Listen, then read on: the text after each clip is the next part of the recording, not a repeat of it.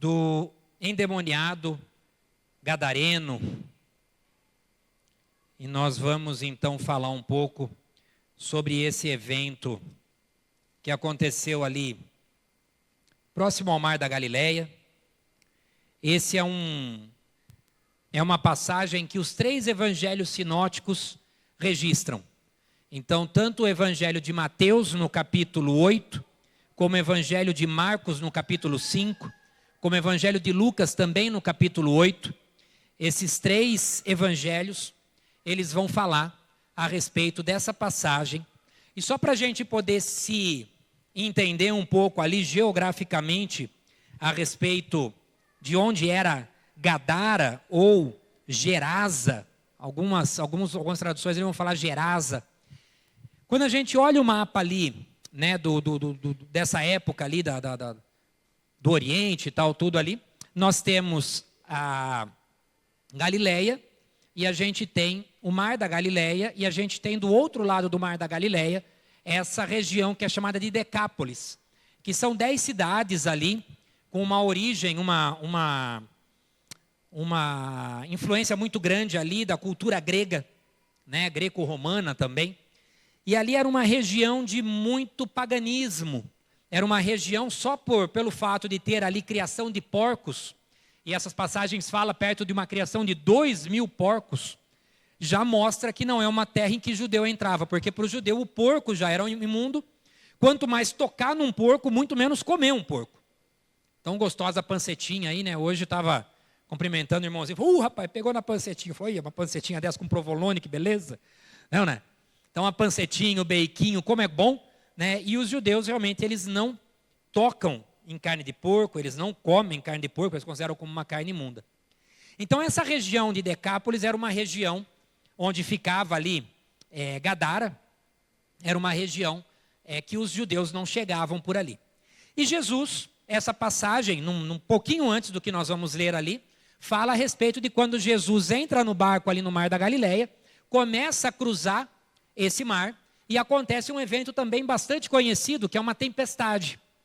E aí Jesus está lá deitadinho, o texto fala lá, com um travesseirinho ali na proa do barco, e os discípulos ali quase ficando doidos, todos ali desesperados com tudo que estava acontecendo. E aí eles acordam Jesus desesperadamente ali, né? E Jesus fala, viu, cadê a fé de vocês? Aquieta vento, se acalma mar, e tudo fica tranquilo. Então, nessa passagem, Jesus chega do outro lado ali do mar, e vai então chegar em Gadara. Então, Jesus e a sobrenatural libertação do endemoniado gadareno. E os 3 textos, Mateus 8, Marcos 5 e Lucas 8. Eu ia ler Lucas 8, mas eu vou usar o texto de Marcos capítulo 5. Marcos capítulo 5, a partir do verso 1, é uma leitura um pouco longa, mas eu acho que vale a pena. Olha como me ajuda, rapaz, que beleza. E chegaram à outra margem do mar, à província dos Gadarenos.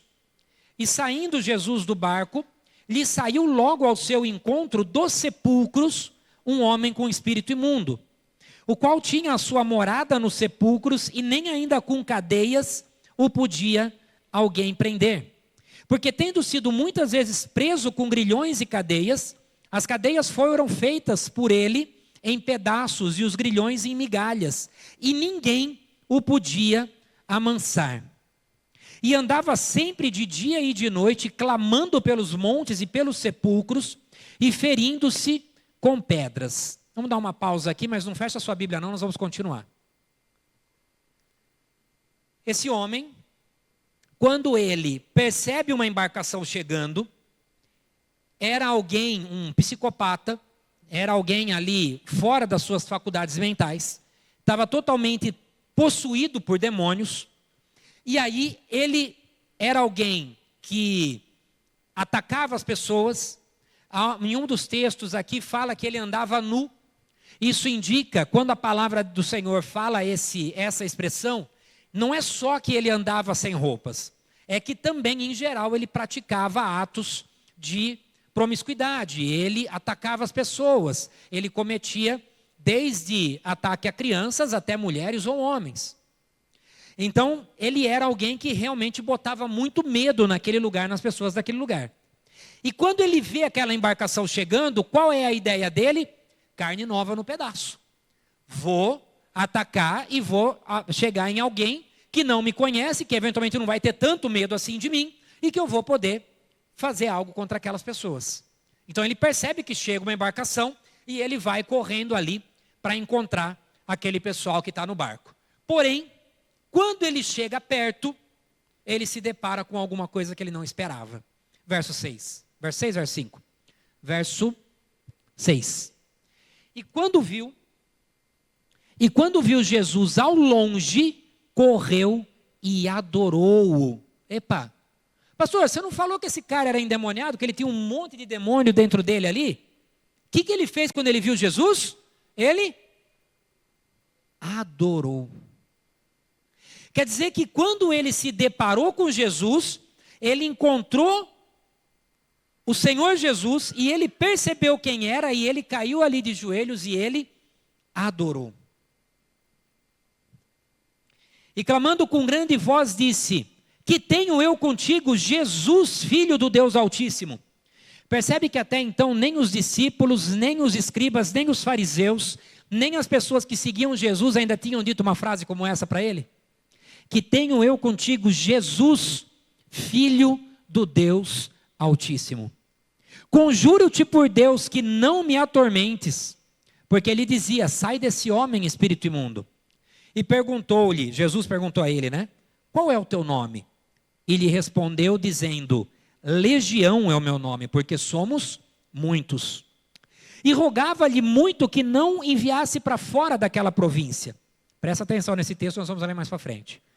E andava ali pastando no monte uma grande manada de porcos. E todos aqueles demônios lhe rogaram dizendo: manda-nos para aqueles porcos, para que entremos neles. E Jesus logo lhe permitiu. E saindo aqueles espíritos imundos, entraram nos porcos, e a manada se precipitou por um despenhadeiro no mar. Eram quase 2.000 porcos, e afogaram-se no mar. E os que apacentavam os porcos fugiram e o anunciaram na cidade e nos campos, e saíram muitos a ver o que era aquilo que tinha acontecido. E foram ter com Jesus, e viram o endemoniado que tivera a legião, ele agora estava assentado, vestido e em perfeito juízo, e temeram. E os que aquilo tinham visto contaram-lhe o que acontecera ao endemoniado e acerca dos porcos, e começaram a rogar-lhe que saísse do seu território. E entrando Jesus no barco, rogava-lhe o que fora endemoniado que o deixasse estar com ele. Jesus, porém, não lhe permitiu, mas disse-lhe: vai para a tua casa, vai para os teus, anuncia-lhes quão grandes coisas o Senhor te fez e como teve misericórdia de ti. E ele foi e começou a anunciar em Decápolis quão grandes coisas Jesus lhe fizera, e todos se maravilharam. Até aqui. Amém? É um texto que faz a gente pensar. E nós vamos então meditar um pouquinho sobre esse texto. Nessa sequência que nós estamos fazendo às sextas-feiras, nós vamos falar um pouco, em todas as sextas-feiras, a respeito de que o ministério de Jesus foi marcado por milagres que revelaram que Jesus era e o que ele veio fazer. E o que Jesus veio fazer? Está lá em João 20. Jesus realizou na presença dos seus discípulos muitos outros sinais miraculosos que não estão registrados nesse livro. Mas esses que estão registrados foram escritos para que vocês creiam que Jesus é o Cristo, o Filho de Deus, e crendo tenham vida em seu nome. Então é isso. Por que os milagres estão escritos nos evangelhos? Para que a gente possa crer que Jesus é o Cristo, o Filho do Deus vivo. Assim como esse demônio, ao vê-lo, já declarou. E nesse nosso encontro de hoje, nós vamos nos reportar ali em Isaías capítulo 61, que diz o seguinte: o Espírito do soberano Senhor está sobre mim. Você pode falar isso? O Espírito do soberano Senhor está sobre mim. Porque o Senhor ungiu-me para levar boas notícias aos pobres. É para isso que o Senhor te ungiu. Enviou-me para cuidar dos que estão com o coração quebrantado, anunciar liberdade aos cativos, libertação das trevas aos prisioneiros, proclamar o ano da bondade do Senhor e o dia da vingança do nosso Deus, para consolar todos aqueles que andam tristes e dar a todos os que choram em Sião uma bela coroa ao invés de cinzas, o óleo da alegria ao invés do pranto e um manto de louvor ao invés de um espírito deprimido. Olha que maravilhoso é o Senhor, que maravilhosa é a presença do Senhor, o quanto o Senhor transforma o choro em alegria. Eles serão chamados carvalhos da justiça, plantio do Senhor, para a manifestação da sua glória. Então entenda para o que você foi chamado, para o que você foi ungido, para o que você foi separado, para o que você foi santificado. É para glorificar o nome do Senhor e levar essa presença maravilhosa onde você estiver. Nós vamos ver hoje aqui que nós não devemos ser egoístas e guardarmos essa misericórdia, esse amor só para nós. A gente tem a obrigação de espalhar isso. E essa imagem é uma imagem, lógico que é de um filme, não é? É de uma encenação, mas seria desse endemoniado gadareno. E ele estava ali, chegando a Jesus, e ele estava entre os mortos. Ele vivia dentro do cemitério.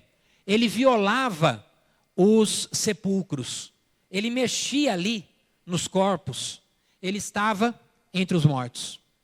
Ele era preso por correntes, mas essas correntes inclusive nem conseguiam segurá-lo. Mas ele era aprisionado, ele estava ali sendo preso para que ele pudesse ser contido. E isso fazia com que todos se afastavam dele.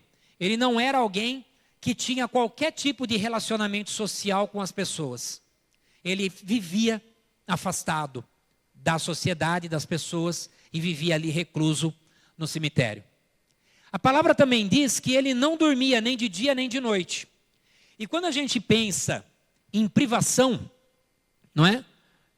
A privação do ar é a primeira que pode nos causar a morte. Se eu ficar sem respirar, alguns conseguem 2, 3 minutos ali embaixo da água sem respirar, mas se eu ficar mais tempo do que isso sem respirar, eu sou levado à morte. A segunda coisa que mais causa privação não é nem a água e nem a comida, é o sono. Tanto que há torturas que são feitas de privação de sono, porque isso começa a acabar com a mente da pessoa, a pessoa realmente fica fora de si, e o sono é algo incontrolável. Mas ele não dormia, nem de dia, nem de noite. E a palavra também fala que ele tinha o corpo todo ferido. Ele se machucava, ele pegava pedras e se ralava, ele caía ali, ele estava o tempo todo machucado. E além disso, ele andava completamente nu. Então esse é um pouco do cenário desse endemoniado, desse homem possesso. Agora, quando a gente olha essa vida, e aí pensa em alguém que você conheça, pensa naquela pessoa mais mala que você conhece, aquela pessoa do seu trabalho que é o cara mais ranzinza, aquele cara que você tem um menor apreço por ele. E aí, ele está muito longe ainda do que era esse rapaz, esse endemoniado que estava ali em Gadara. Esse cara pode ter um encontro com Jesus? Será que ele pode vir a ser um evangelista na casa dele? Será que ele pode, mais do que isso, ser um evangelista conhecido na cidade, até nas cidades vizinhas, por onde ele andar? A gente vai ver nesse texto que sim. Que tanto ele teve um encontro com Jesus, como ele se tornou um evangelista naquela região, não só em Gadara, mas em toda Decápolis. E aí tem uma coisa que o demônio tenta fazer com a gente. O demônio tenta inculcar na nossa mente 2 mentiras enormes. A primeira mentira que ele vai tentar inculcar em nós é que esse negócio de capeta não existe. Esse negócio de Satanás é invenção da igreja. O pessoal fica falando isso daí para enganar o povo ali.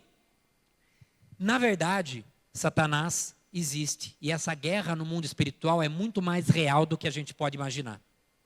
Agora, quando você realmente entende que sim, o mundo espiritual é composto por anjos, demônios, por Deus, por Satanás, por potestades, por principados, por querubins, por anjos. e esse mundo é real, aí Satanás tenta te colocar uma outra mentira na mente. Que a gente passe a acreditar, então, já que ele existe, que ele é todo-poderoso, para que nós tenhamos medo dele. E essa é outra mentira, porque ele não é todo-poderoso. E aquele que habita em nós é muito mais poderoso do que Satanás. E nesse texto aqui, eu acho interessante, por isso que eu escolhi o texto de Marcos, que ele fala o seguinte, ó,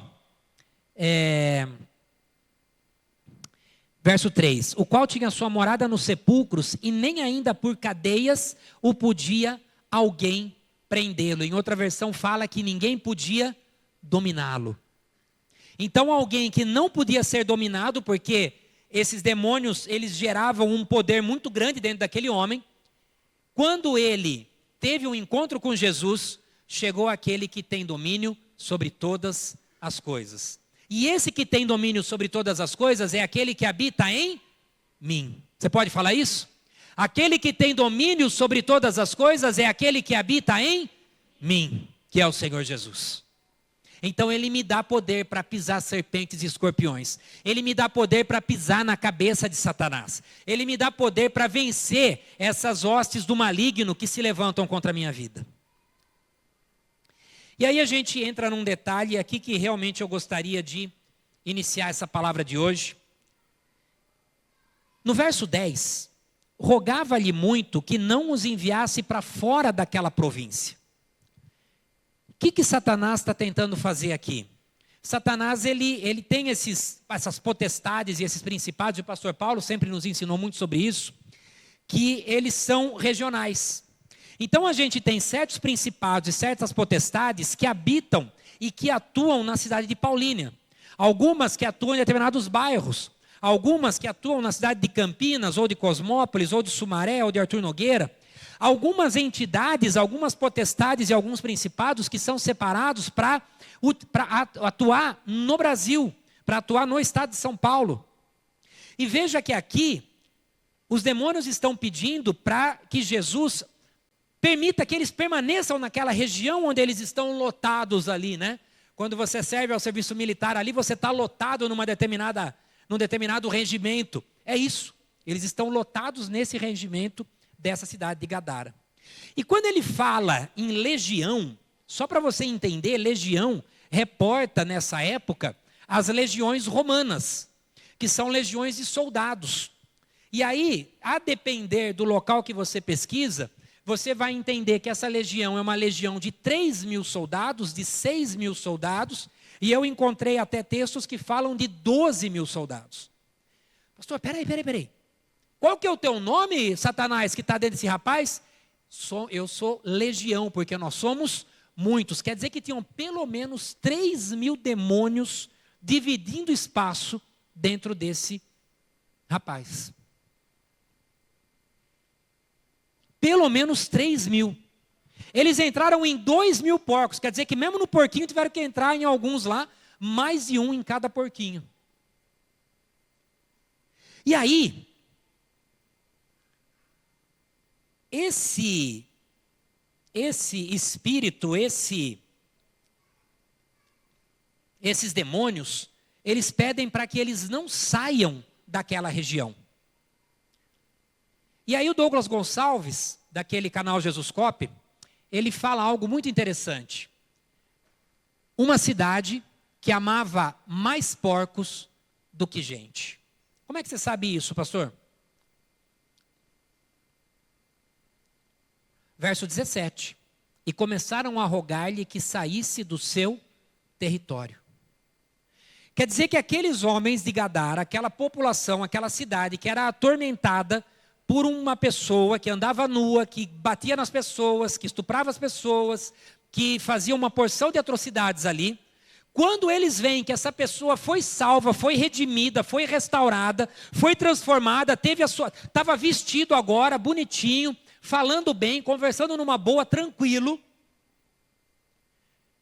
Ao invés daquelas pessoas falarem, Jesus, cara, fica aqui com a gente, tem um monte de gente para você conversar, tem um monte de gente doente, tem um monte de lugar para você visitar, cara, tem muita coisa para você fazer nesse lugar, fica aqui com a gente, Jesus. Não foi isso que a mulher lá do poço falou? A samaritana. Jesus, vem, fica aqui na cidade, eu vou lá falar do Senhor lá na cidade, mas vem cá, as pessoas querem te conhecer.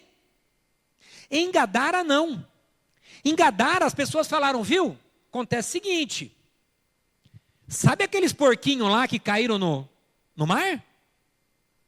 Cara, aquilo era a economia da cidade.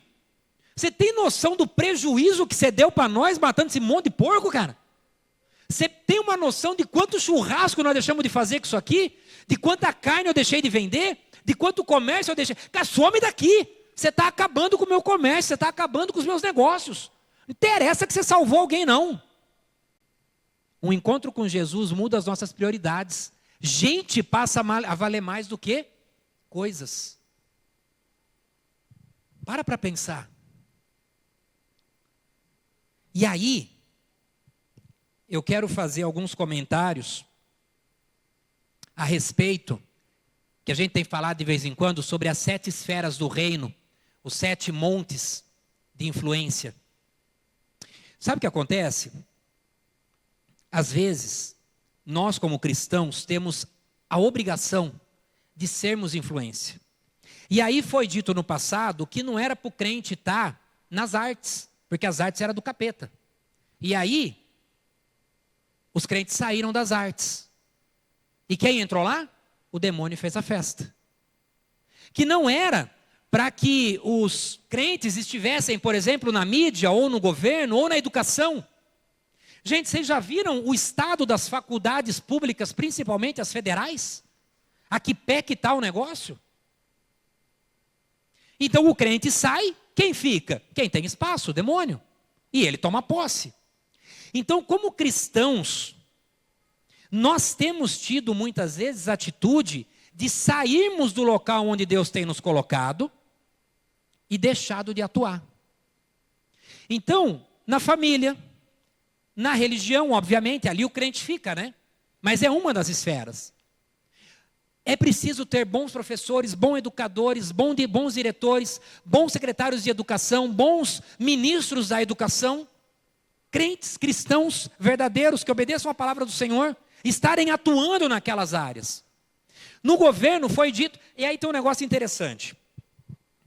Quando a gente fala, muitas vezes, de política, não, porque todo político é, o que está na nossa boca?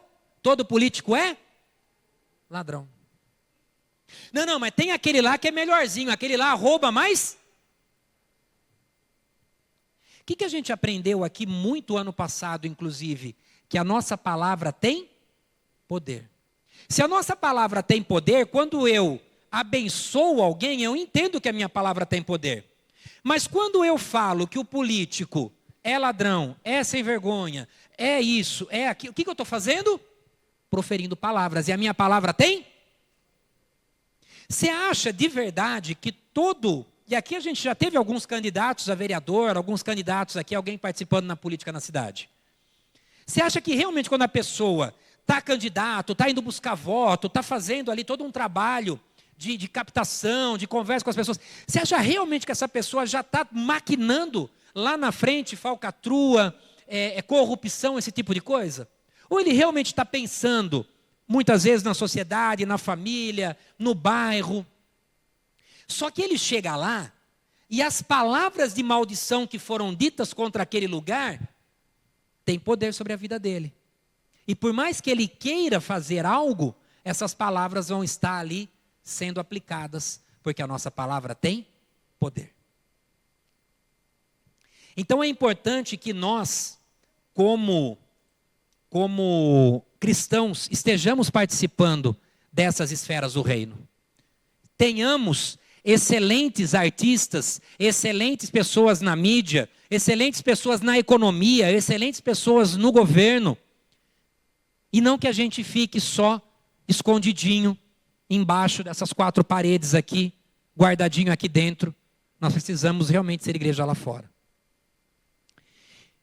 Mas pastor, o que eu posso fazer? Fala do seu testemunho, fala daquilo que Deus fez na sua vida.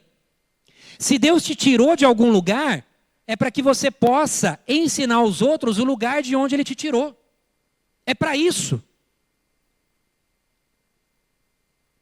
Gênesis capítulo 18 diz o seguinte: então Abraão disse ainda: não te ires, Senhor, mas permite-me falar só mais uma vez. Se apenas 10 forem encontrados, eu estou falando lá de Sodoma e Gomorra. Ele respondeu: por amor aos 10, eu não destruirei. Pastor, o que uma comunidade aqui, sei lá, de umas 50, 60 pessoas que tem hoje no culto, podem fazer perante um país? Temos que tomar de 10 aqui. Percebe? Se por 10 o Senhor não ia destruir, é que ele não achou essas 10 pessoas. Só tinha Ló e a família dele ali, não deu 10. Ele acabou destruindo Sodoma e Gomorra. Mas quer dizer que por amor de 10 ele preservaria, sim? E por amor de, sei lá, 70 pessoas, nós estamos aqui, 60?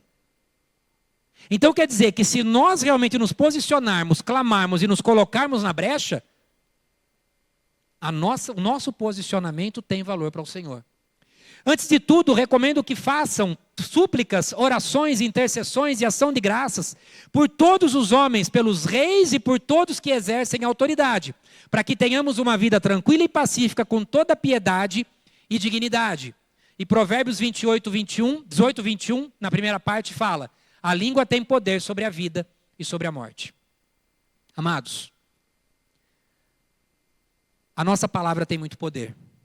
Então, nós vivemos essa semana uma semana de muitos altos e baixos, de não vou me posicionar nem a um lado nem ao outro, mas vocês sabem do que eu estou falando, né? Seja 13, seja 22, seja direita, seja esquerda, não é sobre isso que eu estou falando.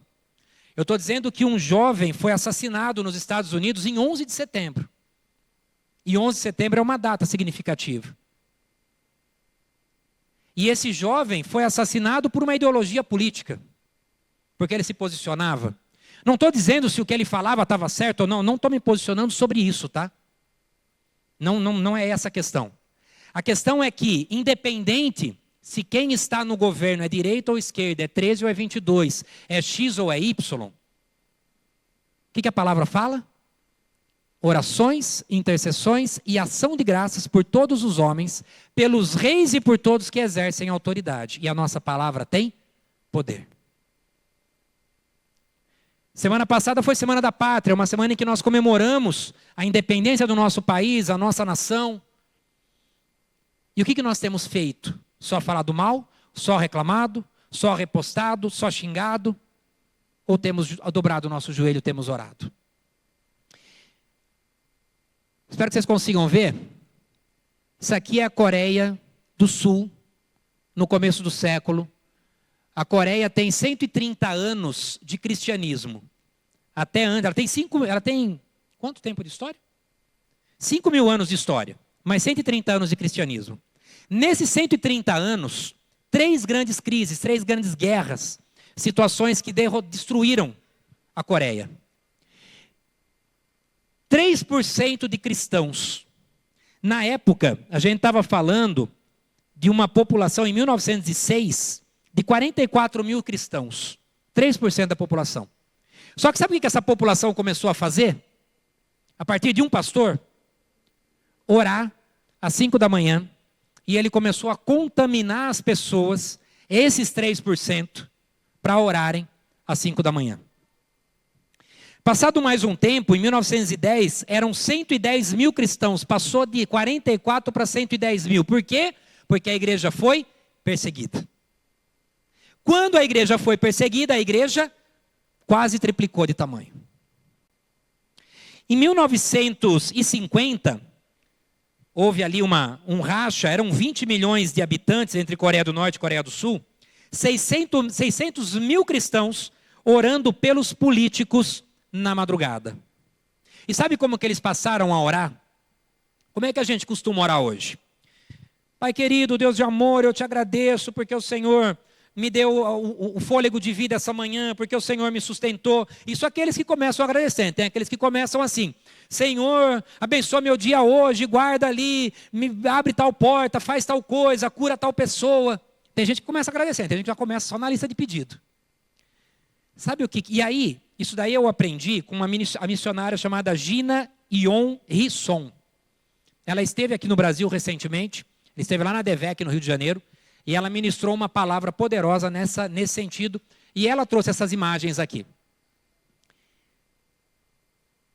A partir do momento que a igreja coreana, com 3% da população cristã, 3%, e não estou falando crente evangélico, estou falando católico e todo um cristão, porque o resto é ou macumbeiro, ou satanista, ou espírita, ou budista, que é muito forte lá, ou ateu, não está falado nenhum.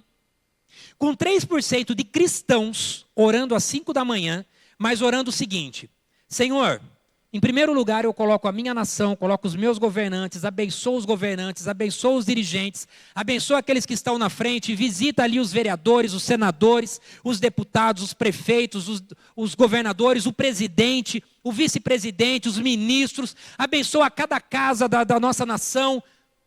Agora sim, Senhor, que eu agradeço pelo dia de hoje, agradeço por isso, agradeço por aquilo, peço por isso, peço pela saúde, peço pela... Antes de eu colocar o meu, o minha, eles passaram a colocar uma oração pela nação. É o mesmo rio, tá? É o mesmo rio.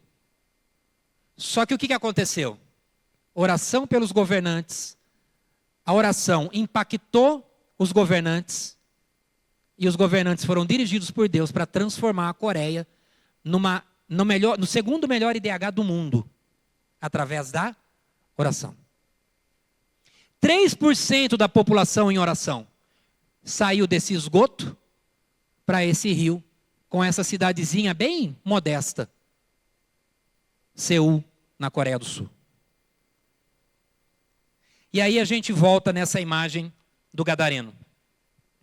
Ele estava entre os mortos, ele estava preso por correntes, todo mundo se afastava dele, sem dormir de dia e de noite, com o corpo todo ferido, e completamente nu. Agora, Jesus simplesmente pega os meus pecados, você já imaginou quantas pessoas esse cara estuprou?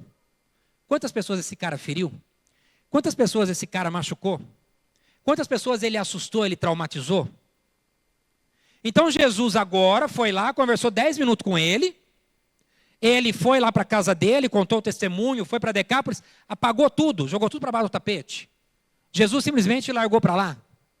Sabe o que aconteceu? Jesus tem autoridade.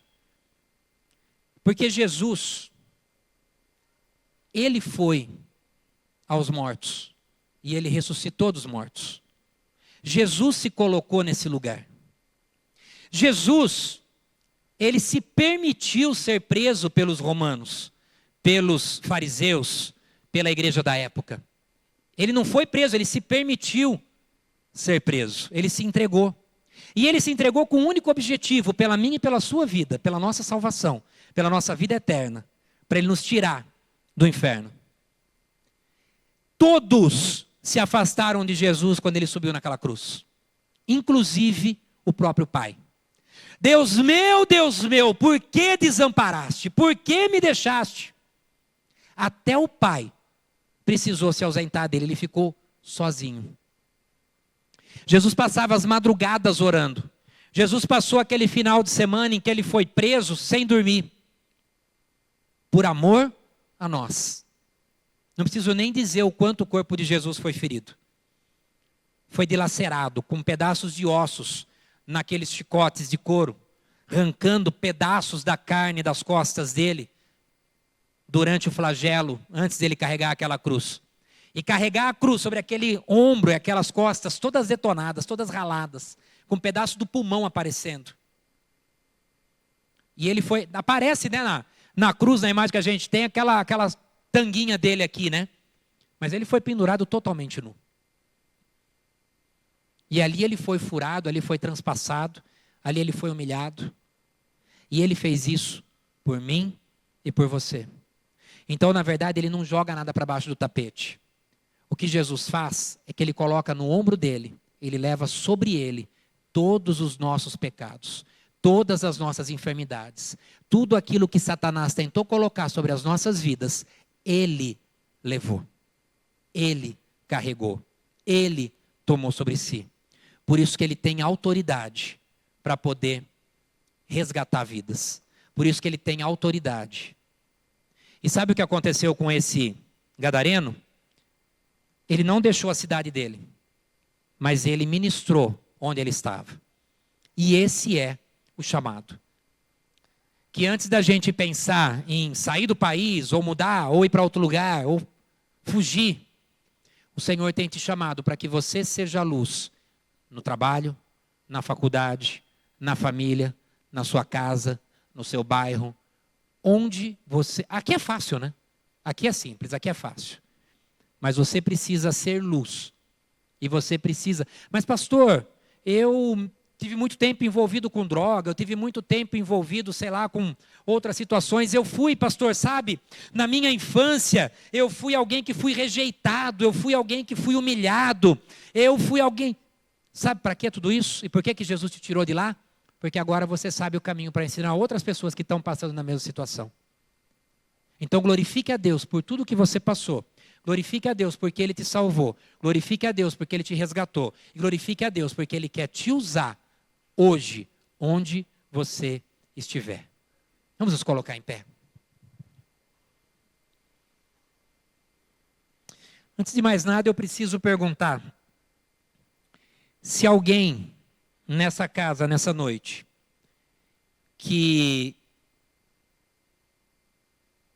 foi tocado por essa palavra, que assim como aquele homem que estava ali sendo escravizado por espíritos imundos, que estava ali sendo escravizado, que estava sendo judiado e sendo acabado ali naquela cidade, mas que ele teve um encontro verdadeiro com Jesus. Jesus trouxe uma nova vida para ele.